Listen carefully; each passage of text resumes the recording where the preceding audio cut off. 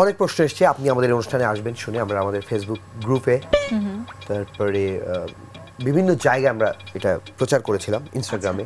আচ্ছা, প্রথম প্রশ্নে আসছি বিক্রমপুর মুন্সিগঞ্জ থেকে সালমান মিয়া।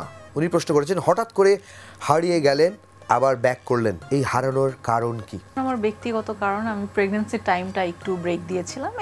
এটা আসলে হারানো না, এটা একটু বিরতি নেওয়া। বেবি হওয়ার পর সবকিছু গুছিয়ে এখন আবার সুন্দর করে কাজে ব্যাক করেছে, এই তো। উনি বলেছেন যে আপনি আপনার জীবনে সবচেয়ে মূল্যবান কি হারিয়েছেন এখন পর্যন্ত, এরকম কোনো না, কিছু? আমি কিছু হারাইনি আলহামদুলিল্লাহ। আমি অনেক পেয়েছি, আমি হারাইনি। ওকে। 10 মাইল দিনাজপুর থেকে আরফিন নিলয়, উনি প্রশ্ন করেছেন, নায়িকারা মিডিয়াতে এসেই কিছুদিন পরে প্রোডিউসার, নায়ক বা পরিচালকের প্রেমে পড়ে, এই প্রেমের কারণ কি? এটা হচ্ছে মানে এটা আসলে যদি সত্যি সত্যি প্রেমে পড়ে, সেটা তো আসলে প্রেম তো মানুষ পড়ে যায় প্রেমে। আচ্ছা, কারণ আসলে এত কিছু যাচ্ছে, মানে কারোর সাথে রেগুলার উঠা বসা, কথা বলতে হয়, কথা বলতে বলতে ভালো লাগা একটা কাজ করে, সো ওই জায়গাটা থেকে হয়তো প্রেমে পড়ে যায়। আলী কদম বান্দরবান থেকে রোমা মাইতি, সমুদ্রের কথা বললেন কিন্তু আমার পাহাড় থেকে প্রশ্ন এসছে।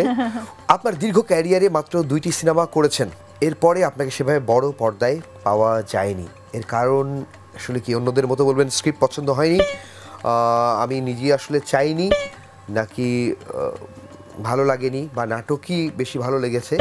আসল কারণটা কি? অন্যদের মতো কে কি বলেছে সেটা দ্যাটস নট মাই হেডেক, বা আমি জানি না, জানতে চাইও না। বাট আমি আসলে যে টাইমটা আসলে ফিল্ম করেছি, ওই সময় আমি অনেক বেশি ছোট ছিলাম, আর টু বি ভেরি অনেস্ট আমি ইন্টারেস্টেড ছিলাম না। বাট এখন যখন সময়ের সাথে সাথে অনেক ভালো ভালো মুভি হচ্ছে, সো এখন আমাকে ইনশাল্লাহ ইন ফিউচারে দেখা যাবে। ইনফ্যাক্ট আমার অলরেডি একটা কাজ হয়েছে, যেটা আমি ডিসক্লোজ করতে চাচ্ছি না, সেটা আমি পারমিশন পেলে আমি ডেফিনেটলি শেয়ার করব।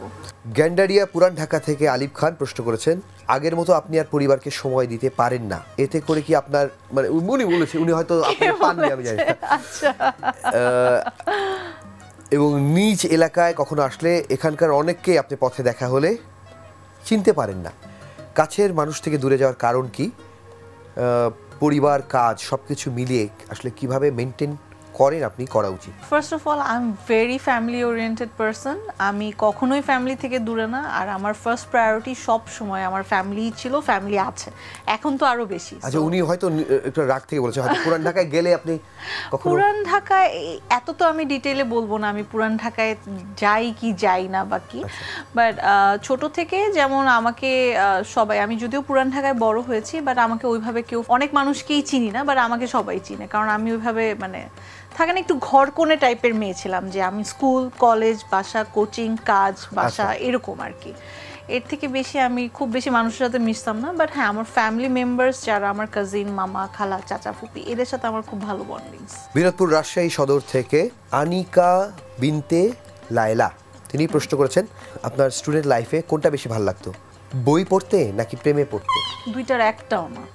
বই পড়তে তো ভালো লাগতোই না, প্রেমের সময়ই ছিল না, কারণ লেখাপড়া, কাজ, দুইটা নিয়ে আসলে ব্যস্ত থাকা। আর কি ভালো লাগতো, আমার সাজুগুজু করতে অনেক ভালো লাগতো। আচ্ছা, ওকে, উনি আরেকটু জুড়ে দিয়েছেন, শিশু শিল্পী হিসেবে শুরু করে এখন নায়িকা, এই জার্নিতে আপনার টার্নিং পয়েন্ট মানে কোনটা ছিল, বা কোন কাজটা আপনাকে এই জার্নিতে এগিয়ে রেখেছে? উনি বলছে একটু বলবেন, আমিও একটা এরকম টার্নিং পয়েন্ট খুঁজতে চাই। আমার নাচ আমার টার্নিং পয়েন্ট, আমি এটা বলবো, কারণ আমি নাচ থেকে, আমার আসলে কখনো কোনো প্ল্যান ছিল না আমি মিডিয়াতে কাজ করবো। আমার বাবা সবসময় চেয়েছে আমি ডক্টর হই, কারণ আমার ফ্যামিলি মেম্বার্সের ম্যাক্সিমাম সবাই ডক্টর। বাট নাচ থেকে হয় না, ওই যে সাজুগুজু ভালো লাগতো, নাচ করতে করতে আস্তে আস্তে টিভিসির অফার পাওয়া, নাটকের অফার পাওয়া, ওটা থেকেই আসলে আমার কাজ করা। বরিশাল সদর থেকে লাইলা বানু, উনি প্রশ্ন করেছেন, নায়িকা নাকি ক্যারেক্টার আর্টিস্ট, কোনটা আসলে বেশি? একজন ভালো অভিনেত্রী আমি বলবো, নায়িকাও না, ক্যারেক্টার আর্টিস্টও বলবো না, আমি বলবো যে একজন ভালো অভিনেত্রী।